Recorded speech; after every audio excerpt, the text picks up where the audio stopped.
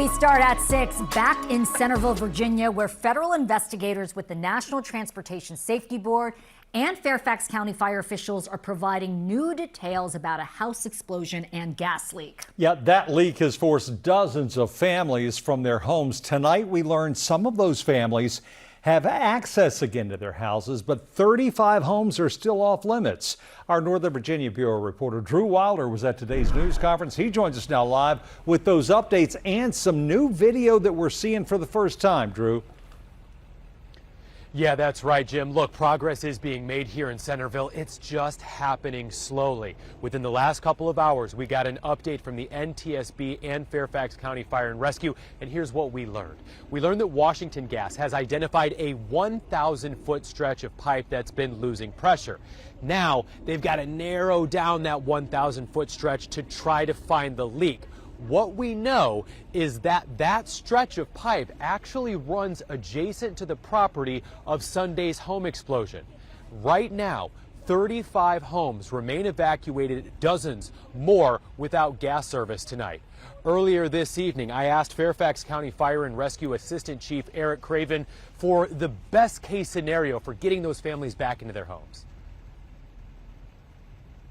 I think you could see a best case scenario, the majority of the homes being allowed to reoccupy no sooner than 48 hours from now, depending upon the status of the leak that Washington Gas finds and what those conditions are as they try to access their line, which is 6 to 8 feet generally in that area, access it, fix it, pressure test it, and then we go into all the homes and take all of our readings and ensure that they can maintain those normal readings. And tonight we are getting our first up-close look at the house and giving you a sense of the strength of the blast that has rocked this neighborhood. For the first time tonight, we're getting an up-close look at the house that exploded in Centreville. You can see from the front of the house here how the roof caved in over the garage, and then we follow around to the backside, and you can see what's left of that elevated deck. Neighbors tell News 4 that the man who was inside the home at the time of the explosion was out on the deck and had to jump off while another neighbor tried to catch him and break their fall. Those were the two people who were injured. I spoke very briefly with the man who was inside the house at the time of the explosion. He told me over the phone that he's doing okay tonight. The front steps lead only to open air, still rich with the smell of smoke from the explosion and fire Sunday night. All right, let's go.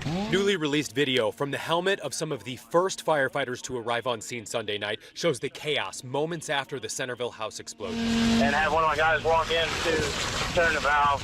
So many critical tasks at once. Some firefighters start trying to suppress the fully involved house fire. Others clearing people from the streets and checking the house for people. The force of the blast appears overwhelming, and to know that a man survived appears miraculous. Tonight, 35 homes remain evacuated for the third day in a row. The search for the gas leak continues, digging up parts of the road and trying to isolate the section of pipe that's leaking natural gas. The National Transportation Safety Board is investigating the cause of the explosion. More commonly known for their work on airplane or train crashes, the NTSB also has jurisdiction over pipelines. And now we wait for new details in a complicated investigation, one where the gas leak in question still hasn't been located. So the NTSB stressed multiple times this evening that they do not assign blame.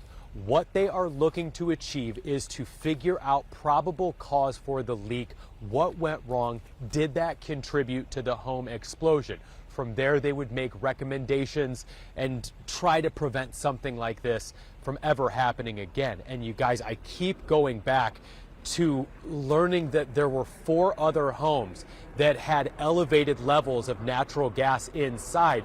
I was talking with some of the firefighters out here today, and they say it could have been entirely possible that one home could have triggered a chain reaction, and we could be talking about a much more horrific situation than we are today. At this moment, the 2 people who were injured in this blast have been released from the hospital. They're doing okay. We're just hopeful that the 35 homes that remain evacuated tonight will be able to get back in, hopefully within that 48 to 72 hour range, but it's all still up in the air.